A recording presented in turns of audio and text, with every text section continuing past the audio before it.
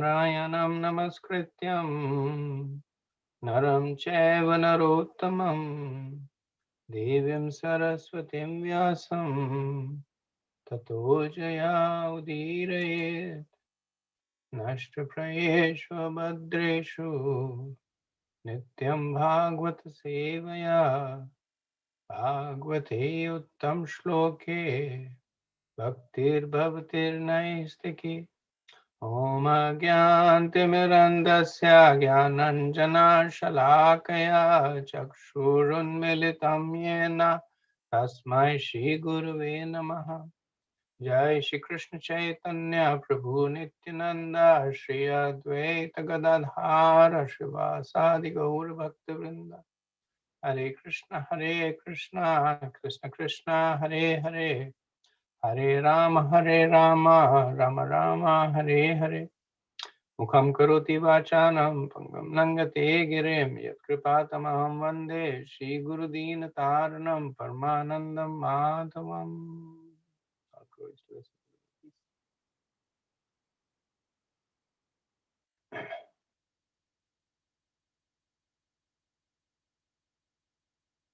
So we are resuming from verse 16 of chapter 26, canto 3, which is the ongoing discussion on the process of the creation of the material world.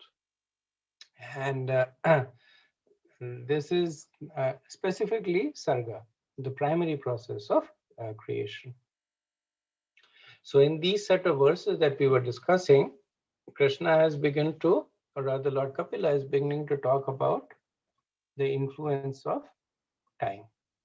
So previously he had spoken about the creation or the existence of the Pradhan, which is the sum total of the elements in a passive state, in a non-differentiated state, in an unagitated state, and then its conversion begins.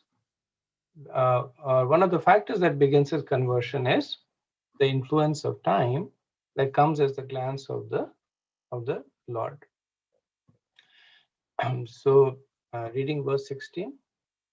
Prabhavam parusham prahu kalame kayato bhayam ahankar vimudhasya kartu prakritimiyushaha.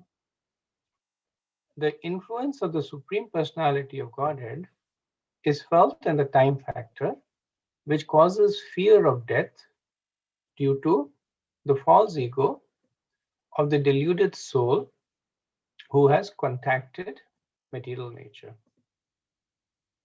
So the previous verse was also a description of time, that the mixing element, which is known as time, is counted as the 25th element. So time here is being called the mixing element. And we had said that verse 15 to 18 are descriptions of time. So here further description of time is given, that it is the power of the Lord, Paurusham, from which the fear of the jiva arises. So this particular fear that appears in the jiva due to time is technically called abhinivesh. Abhinivesh translates to fear of death, which ultimately is the influence of the final influence of time. But it's the general fear of time taking things away. As one gets older, the youth is taken away. There is always fear that tomorrow might get surprises. The wealthy fear that they might lose their wealth. So there is this general fear of time. And at this stage of the creation, time is introduced here. Another point made in this verse is that matter is the secondary creation of the Lord. Spirit is the primary manifestation. So from spirit, matter comes. And these descriptions of the creation of the universe, they help us to understand that. So where does the Pradhan come? It comes from the breathing of Mahavishnu, from the body of Mahavishnu. And Mahavishnu is fully spiritual. Where does time come? Is the glance of the Lord. Where does the Jiva come? From the Lord. So even though we keep saying this is the material universe, material world, but everything is coming from spirit. So the reason it is matter is because of the way that the Jiva tries to use it. That's why this point is often made.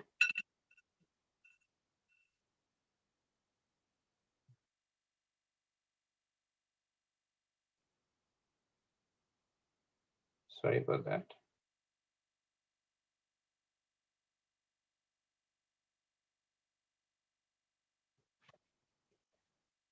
So that's why this time is often made, point is often made that there is really no difference between where we are and where we will be when we are liberated. Everything stays the same. What changes is the way that we perceive it. If you perceive it separate from Krishna, it is matter, it is destructive. The influence of time invokes fear, etc. If you see it as service to Krishna, then it becomes a source of protection, security, enjoyment, eternity. So Vishwanath Chakravarti comments that is why the material creation is known as Dvitiya. So Dvitiya meaning that it is the second creation. The first creation is spirit, and from it comes matter. So in the Bhagavatam, it is said Bhayam Dvitiya Abhinivesha Sayat. So Bhayam is fear, Dvitiya is second, Abhinivesh is the fear of time. So when one associates with Dvitiya, when one associates with the secondary creation, then this fear of time comes. So now that time has come, matter we know by nature is prone to the influence of time. Whatever is created is subject to destruction and dissolution, which is the influence of time. So in other words, the influence of time on matter is that of destruction.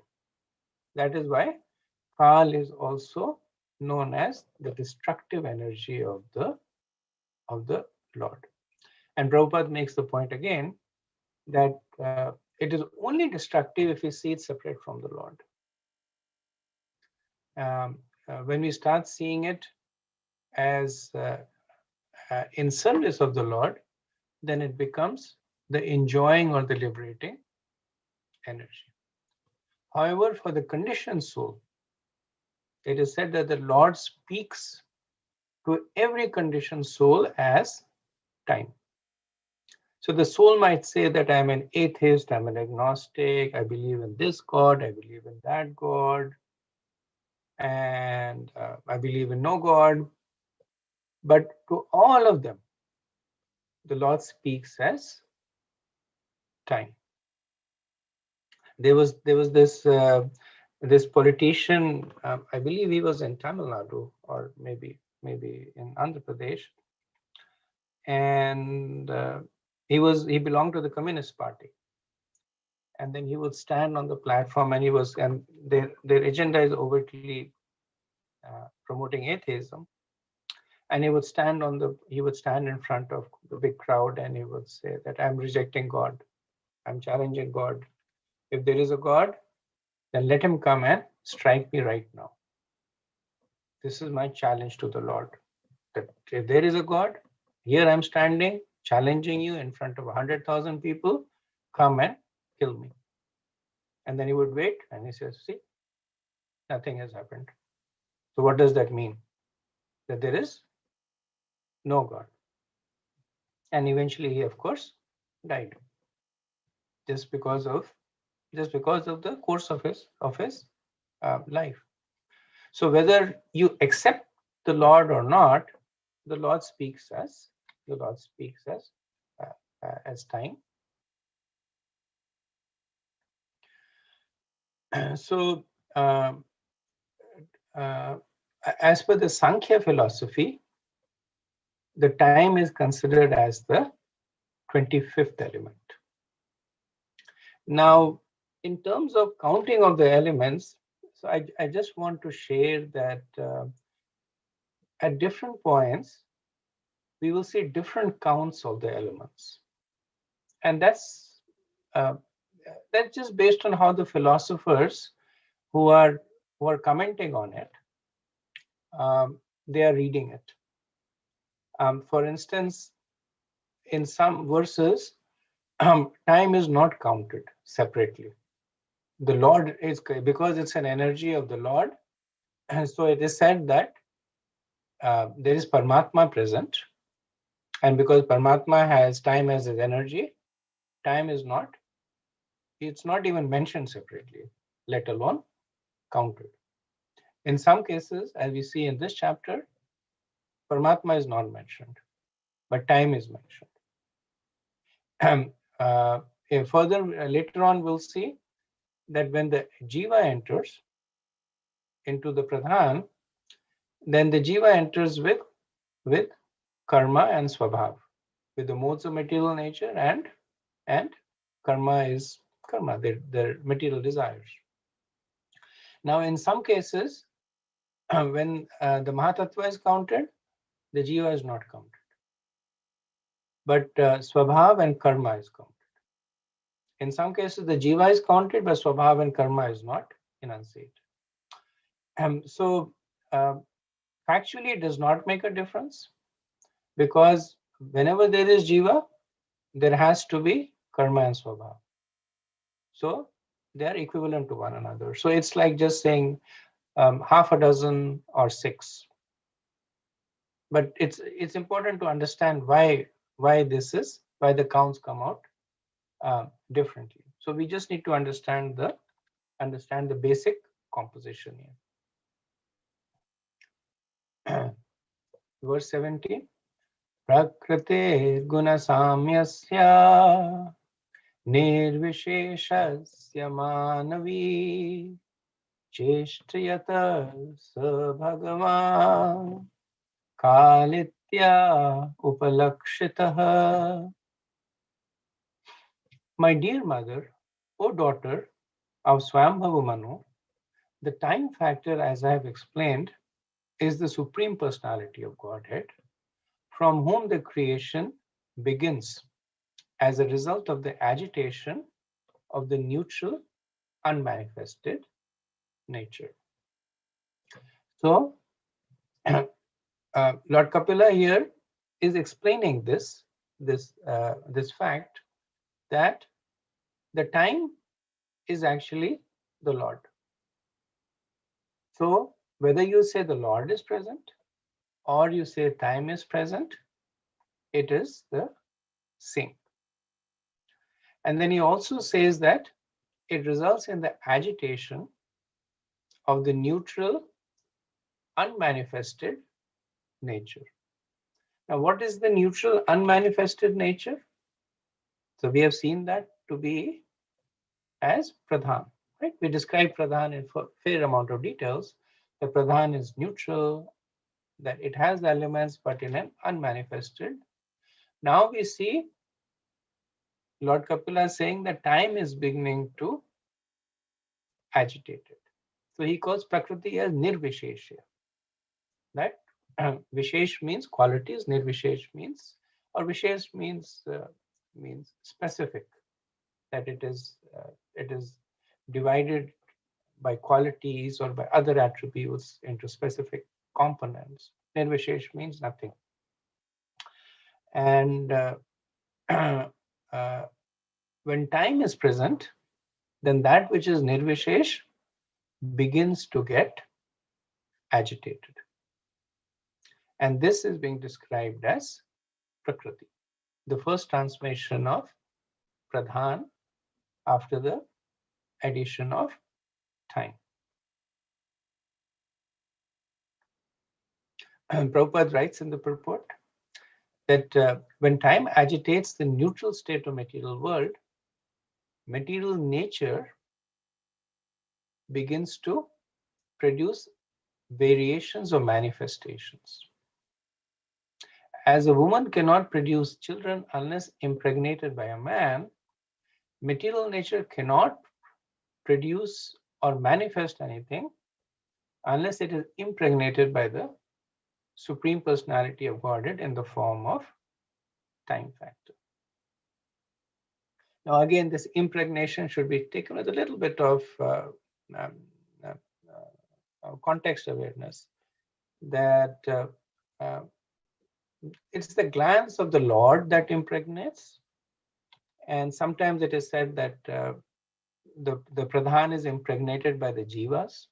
Sometimes it is said that the Pradhan is impregnated by time. Actually, it is impregnated by both of them. So both statements are correct. So later on, we'll see that the Jivas impregnate the Pradhan, and then we say what happened. We were saying it was time, but actually the impregnation is just a notional way of saying that it enters into Pradhan. It becomes an intrinsic part of Pradhan. Okay, verse 18. Antapurusha rupena kal rupena yobahi samanvitye shasatvanam bhagvanat mamayaya. By exhibiting his potencies, the Supreme Personality of Godhead adjusts all these different elements, keeping himself within as super soul and without as time. So a couple of important points are made in this verse. One point that is addressed over here is that one may ask that if the Lord is non-different from time and time is always changing, then does it mean that the Lord is always changing? And that is addressed here that no, time is his energy. So the influence of the energy may be felt differently by different people in different situations. That does not mean that the energetic is changing. Right? That if there's a heater in the room that is producing heat, and one person may be feeling hot, another person may be feeling comfortable, and the heat may be producing other kinds of reactions. Maybe the snow, there is ice in the room that is melting, or there is water that is drying up. So all that is happening because of the influence of heat. So one can see that it is causing so many changes. But the source of the heat, which is the heater, is still the same. Just because there is snow that melts in the room, the heater does not change. So similarly, Lord Kapila makes this point that within he is the super soul. He does not change. Without, that means in terms of the influence, he is felt as time. So time causes death, but time is deathless. So time is an energy of the Lord, and Paramatma is the expansion of the Lord.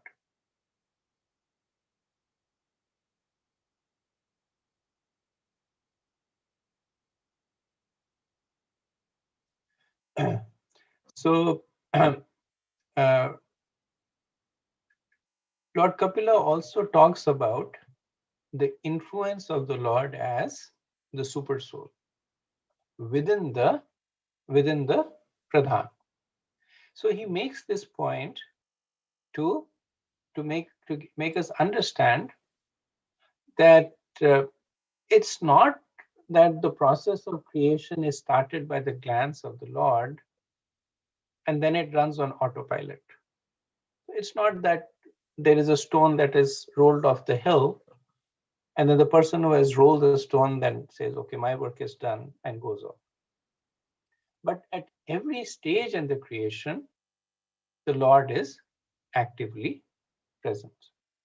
So as we will see, that even though there is the time factor that is causing changes, and even though there is the jiva that has entered, nothing happens.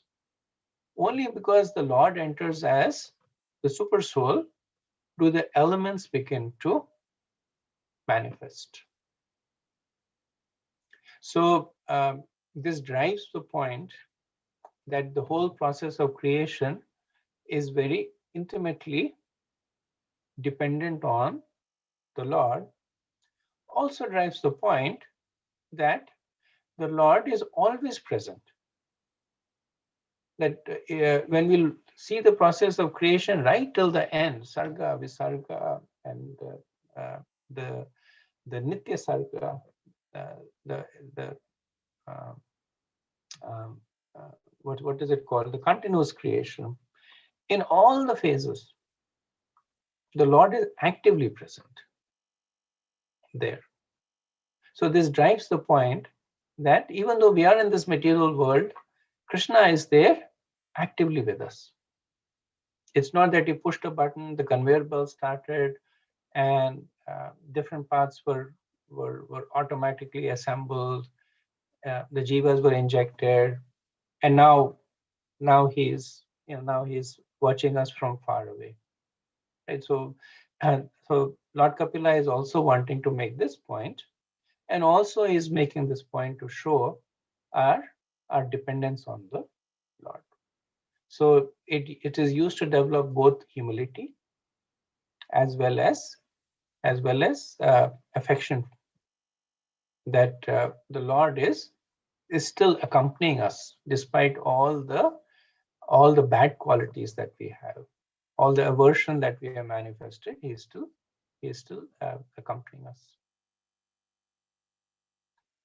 Srila Prabhupada mentions, this is actually in the 5th canto, he mentions that the Sudarshan Chakra of the Lord is actually the source of the time. And he says that the chakra is the wheel of time. It expands from the beginning of the atoms up to the time of Brahma's death. And it controls all activities. It is always revolving and spending the lives of the living entities, from Lord Brahma down to the insignificant blade of grass. Later he says it is impossible to check this wheel of time. This wheel is very exacting because it is a personal weapon of the Supreme Personality of Godhead. At another place he says that because time is a manifestation of the Sudarshan Chakra, and Sudarshan literally means auspicious glance. So darshan means to see or to reveal, and su means auspicious. So so there he makes the point that from the Lord's perspective, time is an opportunity to redeem oneself and render service to him. That's why it's Sudarshan. One who uses the time appropriately, then one gets the benevolent glance of the Lord. If not, then one feels the blades of the Sudarshan Chakra cutting into their existence. Verse 90. Devakshvita dharminyam swasyam yono paraha puman adadviryam sasuta mahatat Tvam Hiranmayam. After the Supreme Personality of Godhead impregnates material nature with his internal potency, material nature delivers the sum total of the cosmic intelligence, which is known as Hiranmaya. This takes place in material nature when she is agitated by the destinations of the conditioned souls. So 4 verses 19 to 22 will describe the characteristics of Mahatattva and consciousness. So in describing the characteristics of the elements, first the primordial quality previous to the appearance of Chitta is described. So this verse is talking about the transformation of Prakriti into Mahatattva. And as I had mentioned earlier on, that this is probably the only place that I know of, and what do I know? Basically, what Prabhupada has written. So if you read Prabhupada's writings from Chaitanya Charitamrita, from the other chapters in the Bhagavatam, there's no mention of Prakriti. There is mention of Pradhan and Mahatattva. And Lord Kapila, only in this chapter, he talks about the intermediate stage of Prakriti, which was described previously, that by the influence of time, Pradhan became Prakriti. Now, Prakriti is becoming Mahatattva. And the catalyst is that the entry of the jivas. So both time and jiva are carried together in the glands of Mahavishnu. So typically speaking, when the process of conversion is created, they're both combined together. That Pradhan is agitated by time and by the entry of the jivas. Here there is that fine distinction made that before the jivas enter, time enters. And because of time, the changes begin to happen, and it is Prakriti. And then now the jivas have entered, so now it is Mahatattva. So the jivas, they are in Shushupti. They are in deep sleep. So it's not that the jivas enter and they start kind of agitating the pradhan, running around and doing stuff. But what the jivas carry with them is two things. They carry swabhav and they carry karma. So swabhav is technically described as that which causes a change in the modes of material nature. It's a catalyst that causes change in modes of material nature. It's not exactly modes of material nature, even though very often it is said the jivas enter with the modes of material nature, but the modes are already there in the pradhan. We had earlier read that the modes are there, but they are balanced. They are not reacting with one another. Now, when the jivas enter, they enter with the swabhav. Swabhav is that which causes the modes to be agitated. So now the modes are out of balance. They will begin to act, and because of that, subsequent changes will happen. In addition to the swabhav, the jivas also enter with karma. So karma is translated to desires, that they have desires to fulfill. And more appropriately, karma here is translated to as unfulfilled desires. So they have the need to fulfill the desires, and that also is beginning to agitate the the Prakriti, thereby converting it into Mahatattva. So Mahatattva is described as Hiranmayam. So Hiranmayam means a great effulgence. And the reason that it is effulgent is because of the entry of the jivas. So now there is spirit souls there, right? So the spirit souls are effulgent. So now that they have entered into the pradhan, they light up the pradhan by their uh, by their by the presence.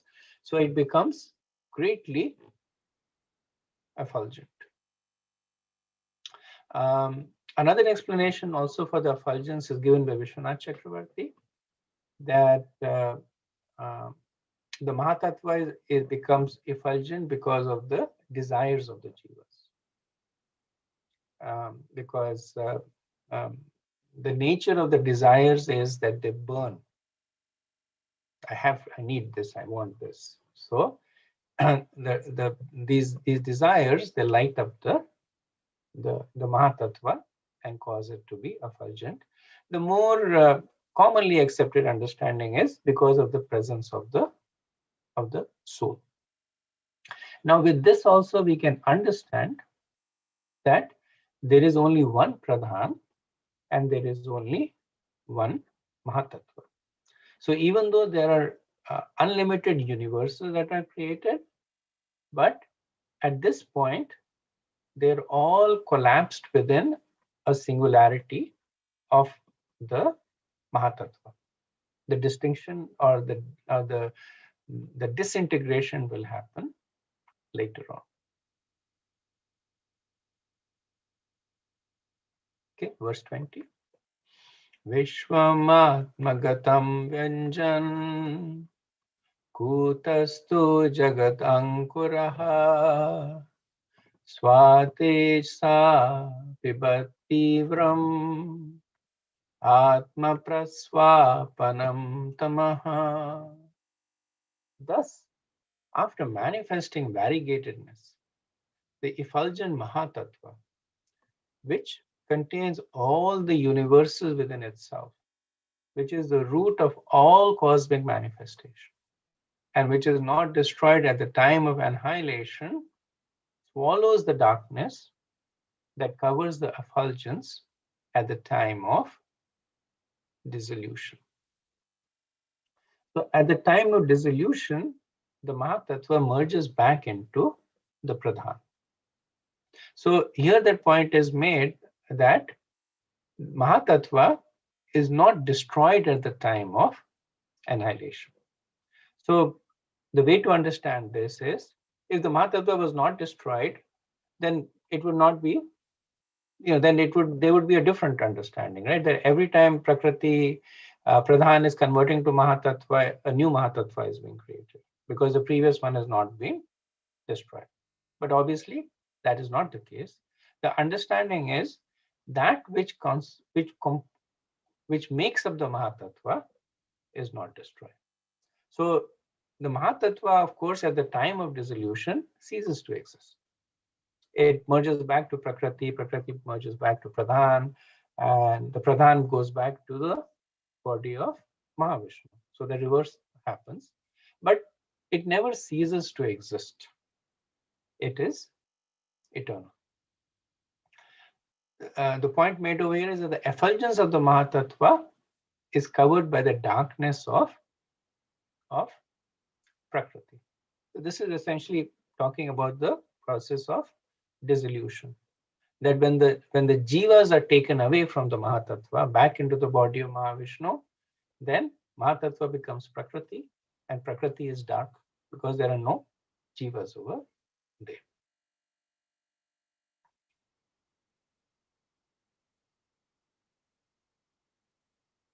So now the Mahatattva is manifested.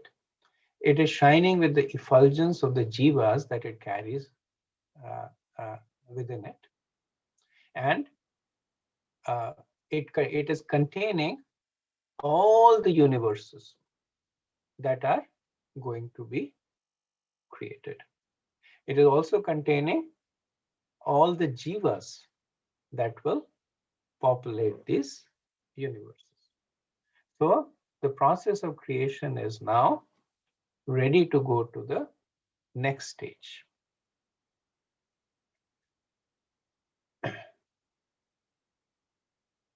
Verse 21.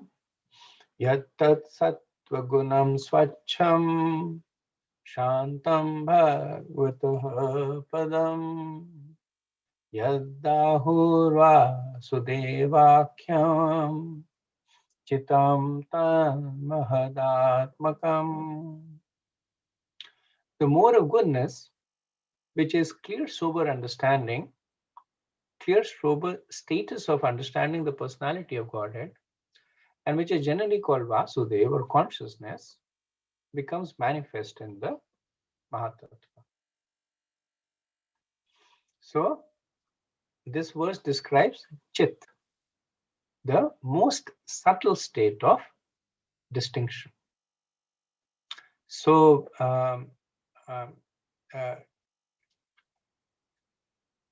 the verse explains that Chit is appearing because of the influence of Shuddha Sattva. So it is saying generally called Vasudeva. Vasudeva, as we know, is Shuddha Sattva, and it is used to understand the personality of Godhead.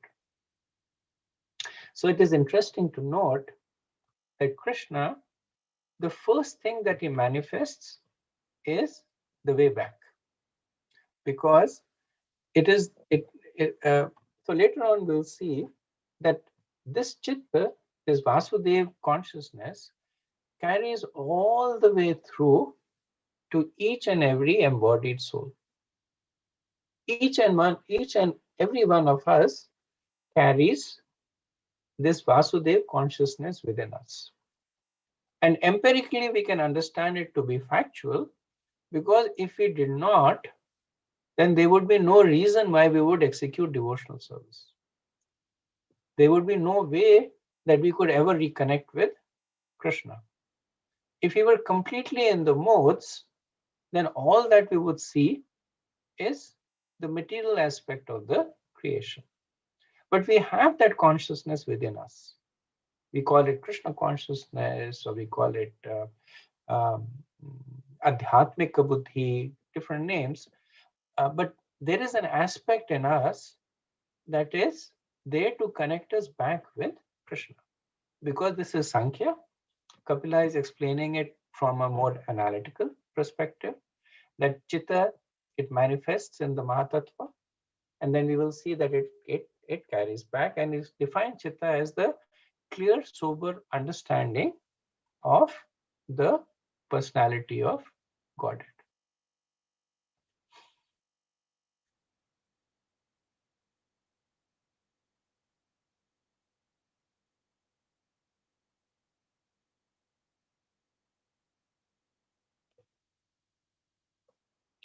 So in the commentary of this verse, Vishwanath Chakravarti, he expands it a little bit, and he talks about the four antakaranas. The first being Chitta. So this is a table that is there in the document that I sent to Prem Kishore Prabhu. I just sent it a few minutes ago, so maybe he'll send it later today or tomorrow. But there's a table titled 32621, and there the four antakarans are talked about: Chitta, Ahankar, Buddhi, and Manas. So these are the four subtle elements that first get manifested. Chitta is under the dominion of Vasudeva, Ahankar that of Sankarshan. Buddhi is under the dominion of Pradyumna, and Manas is under the dominion of Aniruddha. And Chitta, it is used to understand the Supreme Personality of Godhead. Ahankar is, so Lord Sankarshan is worshipped to get released from Ahankar. Pradyumna is worshipped to be able to fix one's intelligence on the Lord. And Aniruddha is worshipped to to be free from mental disturbance. And then it's also mentioned that Vasudev is worshipped through Krishna, Sankarshan is worshipped through Shiva, Pradyumna is worshipped through Lord Brahma, and Anirudh is worshipped through the moon god or Chandra. Okay, so I'll do verse 22, and then we can stop for any discussion. Swachhatvam vikaritvam shantatvam iti chetasah vritibhi lakshanam proktam yatha pam prakriti para. After the manifestation of the Mahatattva, these features appear simultaneously as water in its natural state. Before coming in contact with earth is clear, sweet, and unruffled. So the characteristic traits of pure consciousness are complete serenity, clarity, and freedom from distraction. So the analogy of water here is used to talk about what happens to chitta. So if the Mahatattva is first, in the Mahatattva, first chitta manifests, then why do the modes manifest? Why does the mind, intelligence, and false ego manifest? And the example that is given is that water in its natural state is clear, sweet, and unruffled. But when it comes in contact with earth, so then there is mud that is added to water, it may become little dirty, more dirty, or very dirty. Similarly, the chitta, it may become satogun, rajogun, or tamogun. And Srila Prabhupada writes that the more one becomes materially contaminated.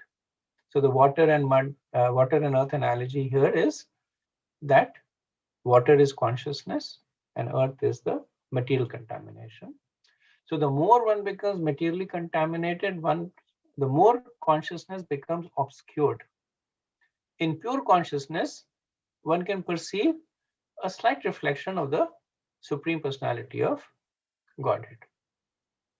As in a clear, unagitated water, free from impurities, one can see everything clearly. So in pure consciousness or Krishna consciousness, one can see things as they are. One can see the reflection of the Supreme Personality of Godhead, and one can see his own existence as well. The state of consciousness is very pleasing, transparent, and sober. In the beginning, consciousness is pure. But unfortunately, that's the end of Prabhupada's purport. So the point I was making is that unfortunately, that does not stay. That because of further agitations, the chitta will become buddhi,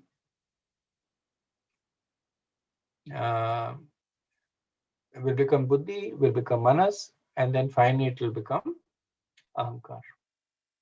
Okay, so let me pause here and see if you have any discussion.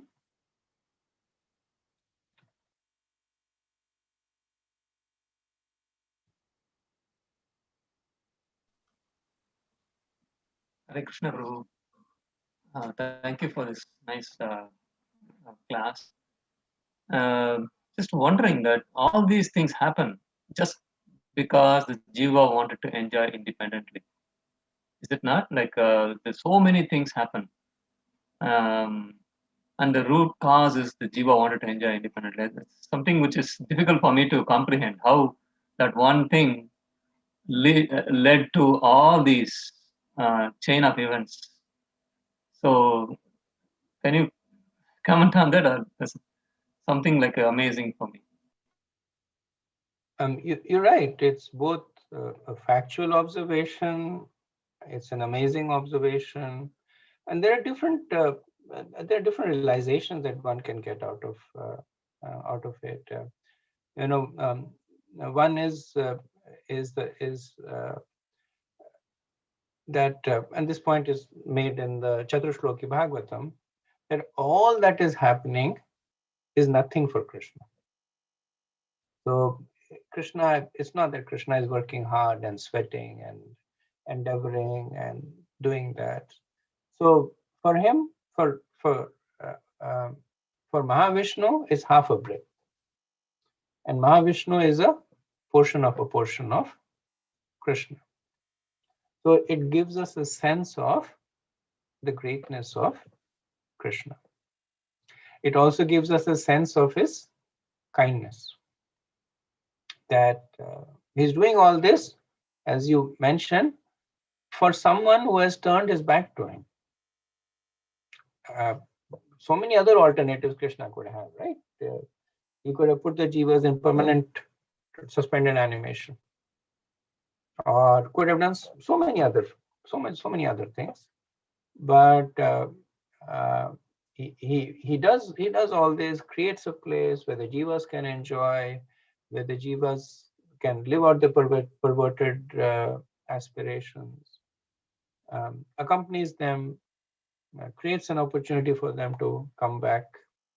So it talks about his strong affection for us, notwithstanding the other factors. And the third point is that the power of the jiva, that all this is happening because of the jiva.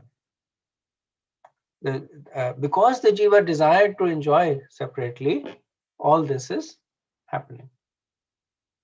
Later on, Prabhupada talks about it, saying that when all this creation has happened, then the question is asked, why is all this creation happening? And because of the power of the jiva. They wanted things to happen. Now, of course, Krishna could or could not have done it, may or may not have done it, but he does it. That is the power of the jiva. That is how powerful the soul is. So it gives us a sense of our own identity, that we are not just like a mere spark that comes and goes away. It is because of our desires that all these things that even though we are reading it, we can't conceive of it, is happening. And that's the reason that all this has been put in there, so that we can these kinds of realizations take root in our heart, and we begin to use it to fuel our own devotion, increase our humility, develop affection.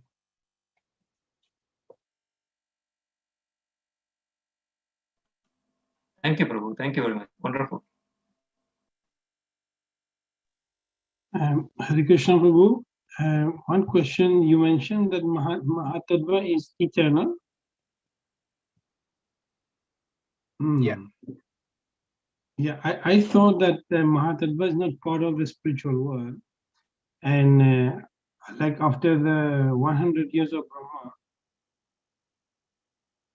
after the total annihilation, Mahatattva also disappear. I was completely wrong then. Well, you are not completely wrong, because it so the Mahatattva, as Mahatattva ceases to exist, but then it becomes Pradhan. So it's kind of like saying that I take some soil, I make a potter's, I give it to a potter, he makes a pot out of it, and the pot breaks. So, but the earth still remains. It goes back to the source. So, if I were to say that the pot is eternal, that statement is not fully wrong. That yes, the pot as the pot ceases to exist. But what is the pot? It is essentially that earthen material that is making that pot, and that does not cease to exist. So by the same analogy, at that point, it is said that Mahatattva is eternal. But we know, as you're saying, that when there is dissolution that happens, then yes, Mahatattva goes away. And that's how when it goes away, the next time Lord Vishnu breathes out, then it comes into existence again. Yes, Srila Prabhupada, in the purport, he talked about like a person went to sleep, the person is sleeping, he dream, and then when he wake up, he's the same person, but he was at a state that he was not there when he Right. was in full sleep. Right. And Prabhupada uses that to describe the effulgence also, that because the difference between a sleeping and a awake person is consciousness. So we say that the Mahatattva lights up with the consciousness. Mhm. So the distinction is that when there is consciousness, there is activity, there is stuff that's going on. So, so Srila Prabhupada said that is akin to when the consciousness appears in the Mahatattva, that's how it lights up. That the darkness goes away, the darkness of inactivity, the darkness of being unaware, that goes away. And the opposite of darkness is that it lights away, it lights up. So Prabhupada gives another explanation of the lighting up of the Mahatattva. Okay, one more clarification, Prabhu. The little universes in the Mahatattva, they destroy permanently, and they recreated after another Brahma comes. That's something, Prabhu, that I haven't read about it to be able to answer it. So it is said that when Mahavishnu breathes out, then he breathes out unlimited number of universes. Innumerable, yeah. Right. Now, it's also said that they combine and form the Pradhan. Now, in Pradhan, there are no universes. Right? Pradhan is single, unmixed, unmanifested existence. Right. But it is also said that the Pradhan is 24 elements. And the explanation is that the 24 elements are counted based on their source in the Pradhan. So even though the Pradhan is undistributed and unmixed, but when the Pradhan does distinguish itself into the components, then the 24 elements manifest. So that's why it is said, even though the Pradhan, there is no distinction, but there are 24 elements. Similarly, even though the Pradhan is no distinction, there are the universes present there. So later on, when the universes actually manifest, it's because they were present there. Now, how that is maintained, how does the Pradhan, without keeping distinction, still maintain the distinction? That part is not, it's not explained. It's obviously beyond our comprehension. But just in terms of cause and effect, that's how we understand. That even though the Pradhan maintains no distinction, it still carries forward the distinctions. One analogy that is kind of used, it's not a fully descriptive analogy, but helps to some extent, is when you put a seed in the soil, then the soil becomes the tree. And so one can say that the tree was in the soil, and that would be an accurate statement, right? Because there's nothing else, right? The seed is like a small size, and the tree is a huge creation. So obviously the tree is coming from the soil. So which means that the tree was within the soil. But then if I were to go and dig the soil, I will not find the tree. So it kind of used to explain that, but obviously there's a lot more to that, which at least has not been explained in the Bhagavatam. Maybe in other scriptures it is explained. Yeah, just like the analogy that Prabhupada said, that there is fire in the wood. We won't see the fire until it gets the heat to take it out from there. Exactly. It's a good analogy. Yes, and maybe we will understand it more when you do the PowerPoint presentation. I'm looking forward to that. Yeah, I hope so. We can have more discussion on it there. Thank you, bro. Thank you. Hare Krishna, Prabhuji. There is only one Mahatattva, Prabhuji, or each universe has one Mahatattva, like one Mahatattva per universe? That's how. There's only one Mahatattva. The whole material creation, there is one Pradhan and there is only one Mahatattva. And that later on, it will divide itself into multiple universes. Sure, Prabhuji. Thank you very much. Oh, it almost looks based on some logic. I'm certainly I'm not very good in this, but the creation of our universe is the universes come out of Mahavishnu, and then Mahavishnu enters into each universe as a Garbhodakshaya Vishnu. From the Garbhodakshaya Vishnu comes, from the navel of Garbhodakshaya Vishnu comes Brahma, who then creates the universe, who then creates this one particular universe. So it almost feels like this Pradhan, Prakriti, and Mahatattva, everything is still within Mahavishnu, and I don't know how to understand that, because then do you see what I'm trying to?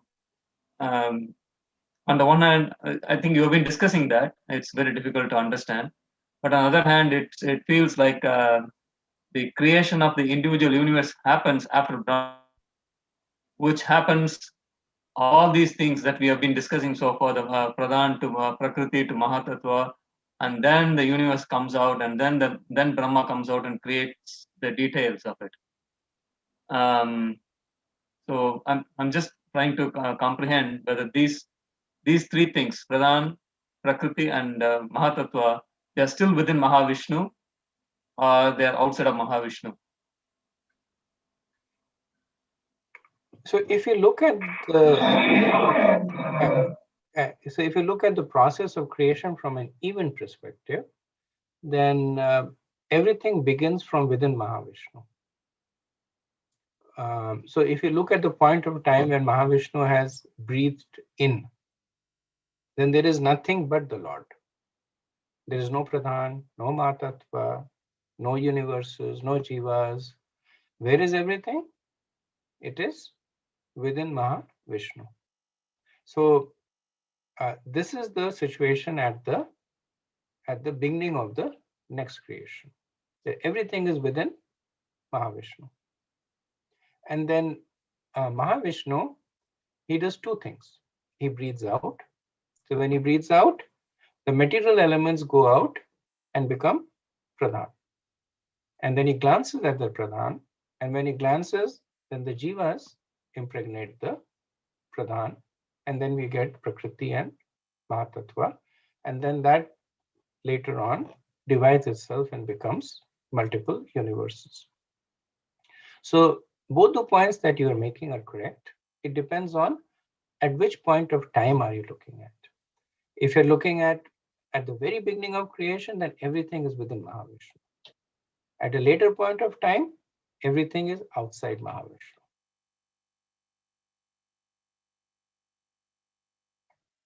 I was just trying to make sense of Mahavishnu breathing universes. And if Mahavishnu is breathing universes, I was thinking that already these three processes already happens within him, and then he breathes out the universes. But that's a little confusing part, because again, when different philosophers describe, they don't go into all the intermediate steps. So if I were to say that Mahavishnu breathes out universes and enters into it as Garbhodakshaya Vishnu, it's still an accurate statement. But what I've done is I've jumped several intermediate steps. That yes, Mahavishnu breathes out, there is Pradhan, he glances at the Pradhan, it becomes Prakriti, then it becomes Mahatattva, then from Mahatattva comes the Brahman, then he enters in there as Garbhodakshaya Vishnu. So point A to point B has 4 intermediate steps. So you can say A1, A2, A3 to B, or you can say A to B. So it all depends on, and this is not just philosophers, this is the Lord himself, that at different points, when the Lord is describing, or Maitreya, or his exalted devotees are describing, depending on the context, they will either say that the universe is coming out from Mahavishnu and he enters it in Garbhadaksha Vishnu, which means that they have, for the sake of succinctness, they have skipped all the intermediate steps. Canto 3 is one of the few places where the process is described in more detailed perspective of it.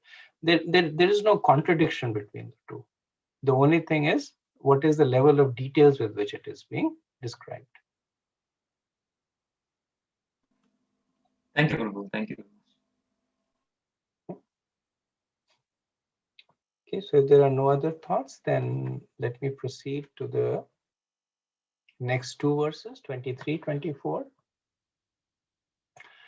Mahatattva vikurvana bhagavad-virya sambhavat kriya shakti rahankaras trividaha samapadyata vaikarikas tejasasta tamasascha yato bhavaha manasaschendriyanam cha bhutanam mahatamapi. The material ego springs up from the Mahatattva, which evolved from the Lord's own energy. The material ego is endowed predominantly with active power of three kinds: goodness, passion, and ignorance. It is from these three types of material ego that the mind, the senses of perception, the organs of action, and the gross elements evolve. So further transformations within the Mahatattva are now being described. And in 4 verses, Ahankar will be described from 23 to 26. So in the previous verse, Chitta was described, the pure consciousness, and it was mentioned also that it gets contaminated. Ahankar is the contaminated form of Chitta. So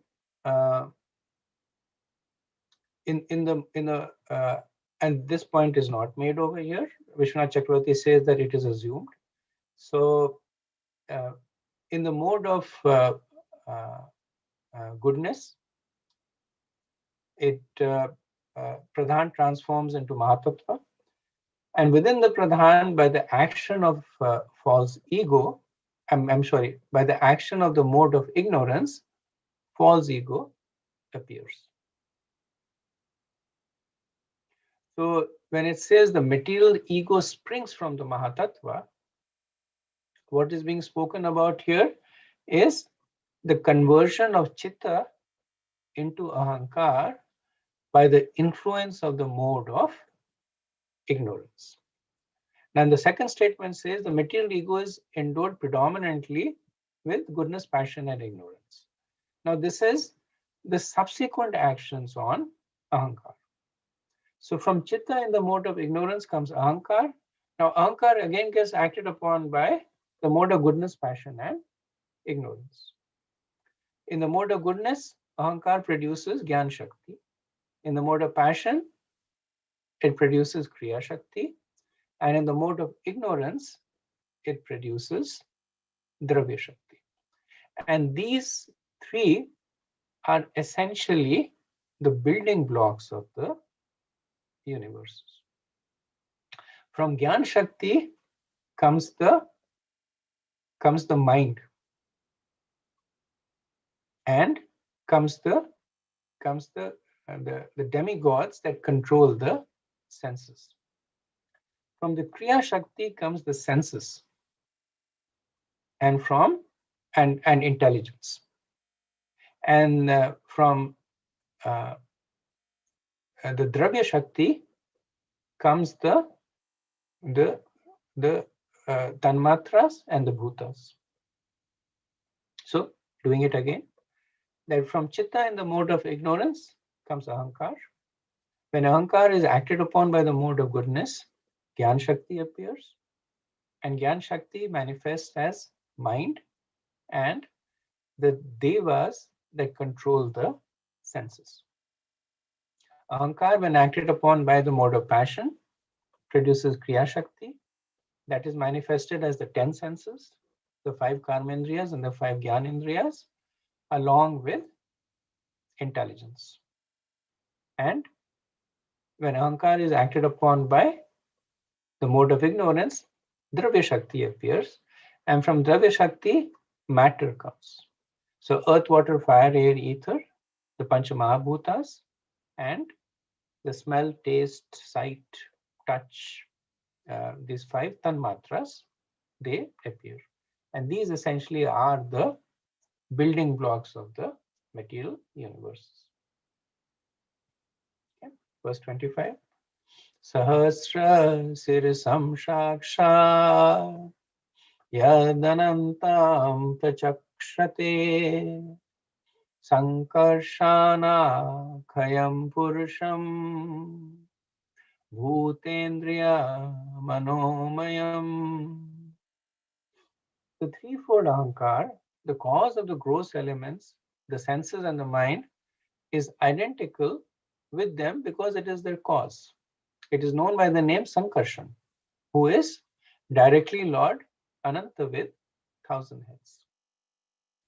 So we say that the whole material world is created by Lord Sankarshan. We say Lord Balram, and Sankarshan is a part of Balram. So here we understand why do we say that? Because it is from Ahankar that all the building elements of the material universe is coming, and the presiding deity of Ahankar is Sankarshan. So the verse talks about the connection of Lord Sankarshan with the creation of the universe. So yam that is used in this word literally means witches. And in the context, if you were to literally translate it, so it would say that Sankarshan, who is directly Lord Ananta. But contextually, we understand what it means is Sankarshan, in whom Ananta is situated. And there is some rule of grammar that Vishwanath Chakravarti states, but we'll just accept it, that Sankarshan is being described as the cause of Ananta. So when Lord Vishnu enters into the universe, then he lies on Ananta. And just as a side note, I think we have to be aware that there is Ananta and there is Shesha. So there is Ananta on which Lord Vishnu sleeps. He is Vishnu Tattva. He is an incarnation of the Lord, an expansion of Lord Balram. Now there is another Shesha who is at the bottom of the universe, and he is holding the planets on his head. So it is described that how Shesh, there are the planets, they are like mustard seeds on his head, and they're so large, his head is so large that he doesn't even feel the presence of the seeds. So that Shesh is Jiva. He is what is known as a Shakti Veshavtar. So he has been endowed with what is known as the Bhudharan Shakti. But he is different. So sometimes artists, it takes a little bit of liberty. So they will show Lord Vishnu lying on Ananta Shesh, and then on top of that Ananta Shesh, they will show the planets. But they're actually different. they're actually different personalities. In Chaitanya Charitamrita, this point is clearly made out to that there are different identities. One is Vishnu Tattva, one is Jiva Tattva, one is a partial expansion of the Lord, the other is Shakti Desha. Okay, verse 26. Kartatvam karanatvam cha karyatvam cheti lakshanam Shantagora vimudatvam iti vasyadaham krate. The false ego is characterized as the doer, as an instrument, and as an effect. It is further characterized as serene, active, or dull, according to how it is influenced by the mode of goodness, passion, and ignorance.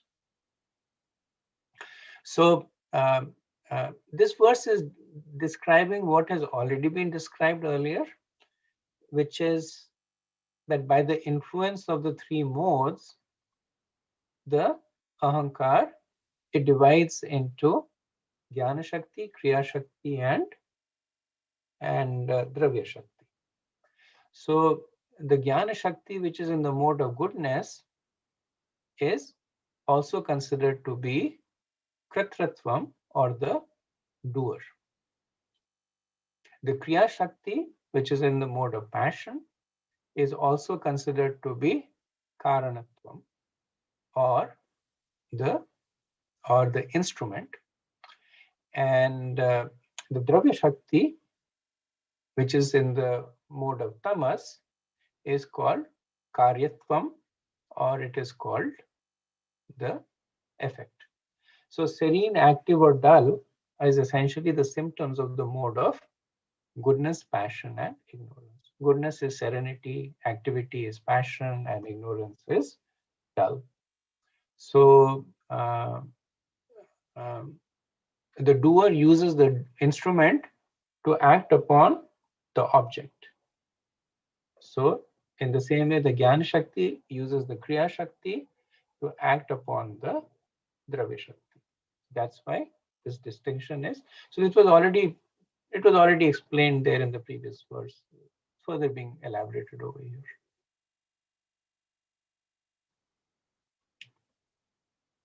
Okay. Verse 27. Vaikarikad vikurvana manastatvam ajayata yat sankal vikalpabhyam vartate kama sambhavaha. From the false ego of goodness, another transformation takes place. From this evolves the mind, whose thoughts and reflections give rise to desires. So when it said another transformation takes place, the previous verse talked about the creation of the presiding deities. Now it is saying another transformation takes place, which is the creation of the mind. So Ahankar in the mode of goodness produces two things. It creates the deities of the senses, the presiding deities or the controlling deities of the senses, and it creates mind. So the mind is considered to be in the mode of goodness. Intelligence is considered to be in the mode of passion. And then the reason that the distinction is made is because it is the intelligence that passes judgments. The mind does not pass any judgment. And because those judgments are based on I am great, or I don't like this, I like this, it's considered to be in a mode of passion.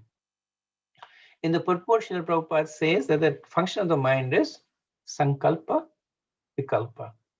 That is, Sankalpa is determination, and Vikalpa is rejection. So essentially what this means is that the mind helps the intelligence make those determinations, that this is good or bad. And when we so we'll do one more verse, I think, in which the function of the intelligence is is explained, and then we can understand how these two things work together, mind and intelligence. Okay, maybe not this verse, I think. Next two verses, 29, I think it talks about. Verse 28. Yad vidurhaya niruddhakyam rishikanam adhishwaram shadendvira shyamam. I'm sorry. Sharadendvivar shyamam samradhyam yoga bhishanihi. The mind of the living entity is known by the name Anirudh, the supreme ruler of the senses. He possesses a bluish-black form resembling a lotus flower growing in the autumn. He is found slowly by the yogis. So Srila Prabhupada says that, so Anirudh, as we know, is one of the Chaturvya, Sankarshan, Pradyumna, Anirudh and Vasudev. So the mind is under the purview of Anirudh.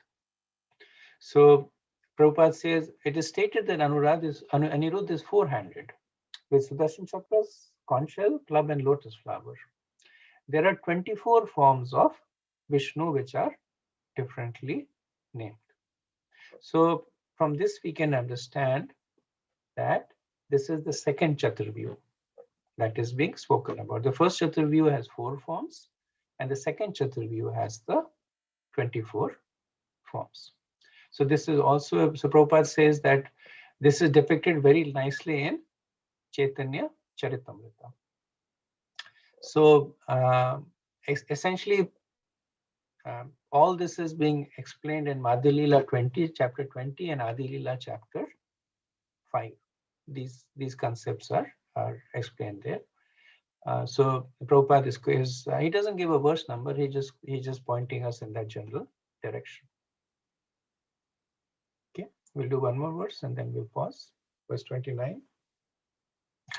Tejasa tu vikurvana buddhi tattvam abhut sati dravyaspuran vijnanam indriyanam anugraha. By transforming of the false ego in passion, intelligence takes birth. O virtuous lady, the functions of intelligence are to help in ascertaining the nature of the objects when they come into view and to help the senses. So previously manas, now buddhi. And buddhi here is called vigyan to distinguish it from chitta, so that the reader may not think that this is chitta being talked about. So Lord Kapila is calling it vigyan over here.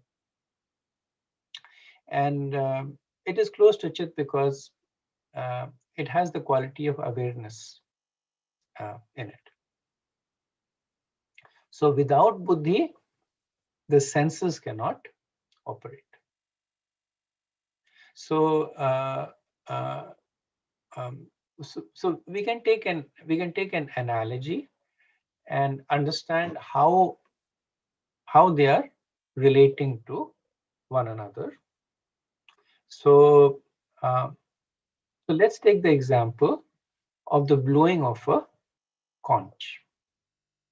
So when the conch is blown, then the sound is created. The first, the ability to recognize that sound comes from chitta. or consciousness or chetana. So if a person is unconscious, then you can blow all the conches you want. It's not going to make any difference. Or take it another level.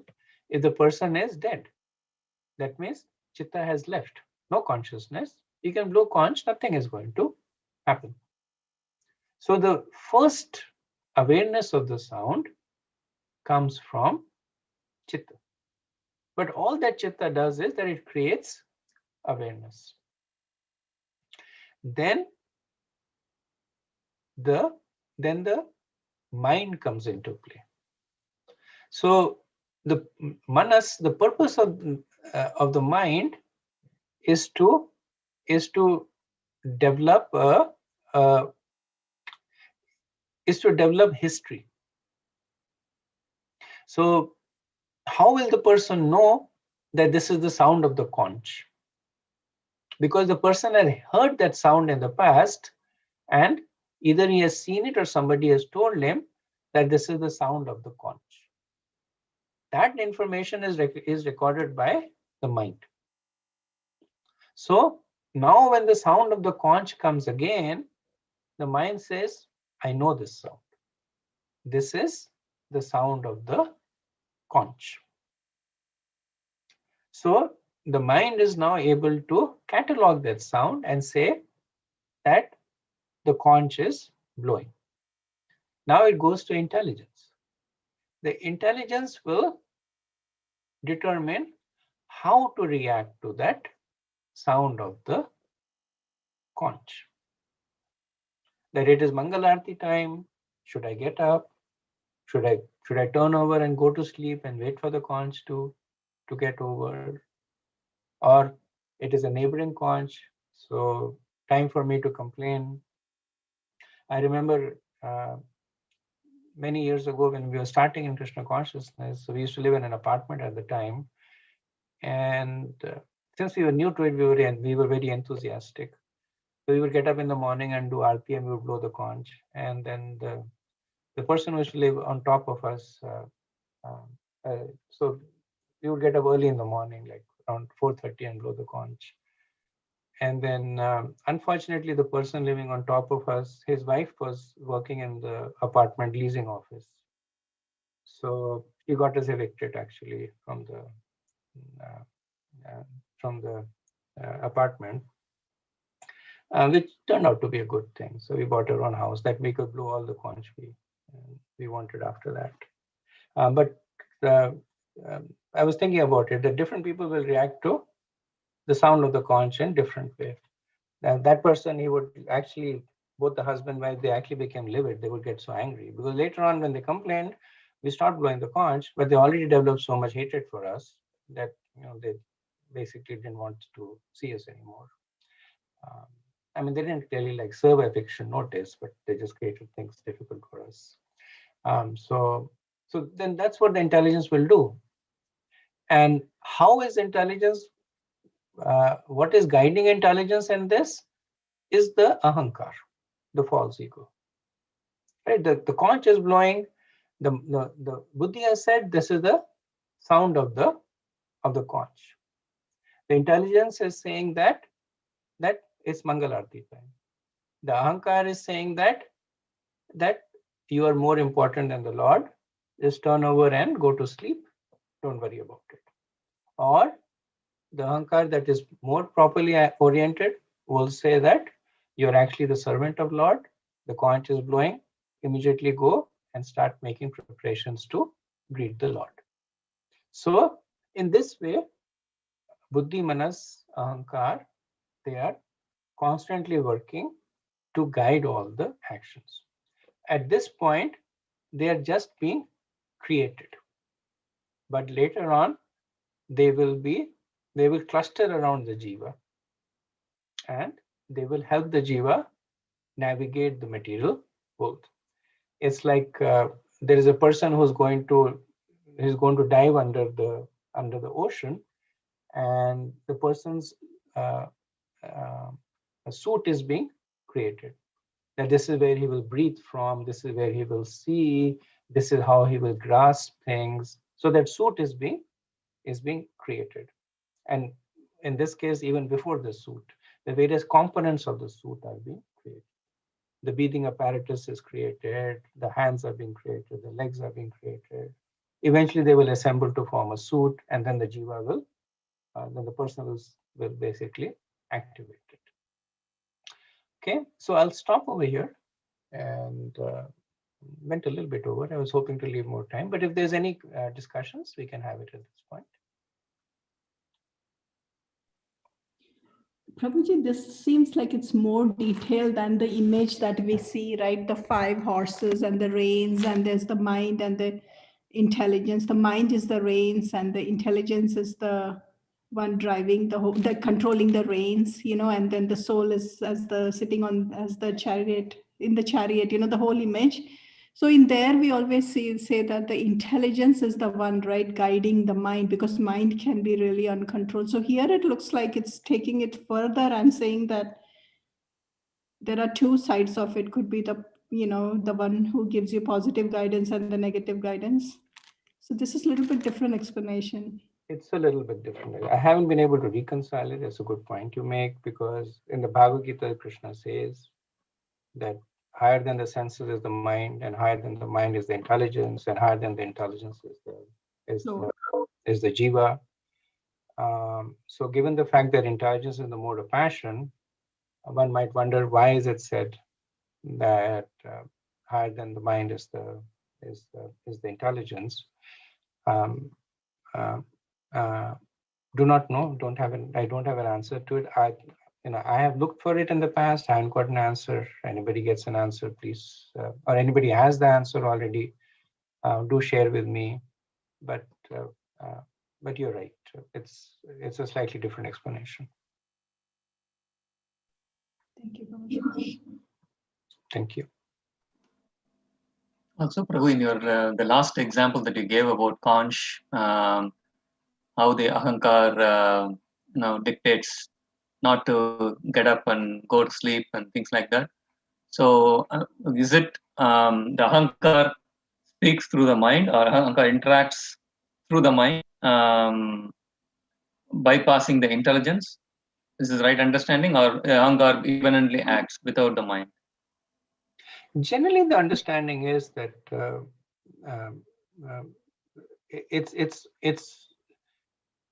it's from the perspective of subtlety that ahankar is the most subtle.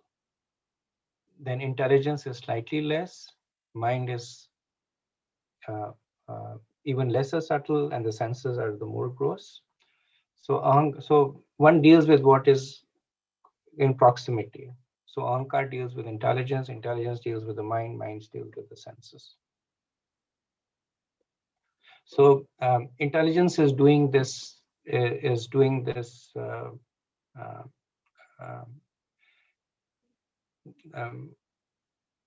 determination. There is a slightly more analogy. There's a different analogy that is used to explain that. We are out of time, but it's by a Prabhu who has a slightly technical background in IT, in computers. So he uses this example that you can think of the mind as storage, as data that is stored. So I don't know if everybody here is in computers. I know some are not. But to simplify it, you can think of the mind as persistent data that is stored. Mind has memory. It keeps data, but it does not do anything more than that. It does not know that this is good data, bad data. All it does is keep data. Intelligence is like the program that runs. So when the program runs, the program in itself does not have any context. The only way that it can establish context is when it consumes the data given by the mind. But what the program does is that given that data, it is able to come to a certain conclusion. That what was the example that was given, that you eat a certain type of food and that food is bitter. So the mind then records this food is bad. And somebody else comes and tells you this food is healthy. The mind records this food is healthy. but the mind doesn't make any judgment. Then you get off, the same food is offered to you. Now the intelligence comes in. The mind supplies both the data elements. This food is bitter and it's healthy. Now the intelligence will basically run through itself and say that, okay, it's bitter but healthy. I should eat it because of health reasons, not eat it because it's bitter. Ahankar is like the operating system. It establishes the context in which the program runs. So the Ahankar is basically telling the intelligence, you do what you think is best for you, because you are the most important person. Your needs, your concerns, your interests, they are paramount. Don't think about anything else. So Ahankar is establishing that context. And within that context, the intelligence is running and consuming the output of the mind, and then essentially resulting in certain actions. So as in all analogies, it explains certain points, it confuses certain other points. Analogies are, they are not truths in themselves. They're just used to explain things. But there's a lecture on Vedic cosmology that I was hearing, and the Prabhu was talking about it. He went quite a bit about, using this analogy. It kind of makes, if you accept the analogy just in the context that it is said, it does make sense. Now you can expand it and then basically come to all kinds of wrong conclusions. But just in the context that he explains, it kind of gives the dynamics of how things are, how things are playing out.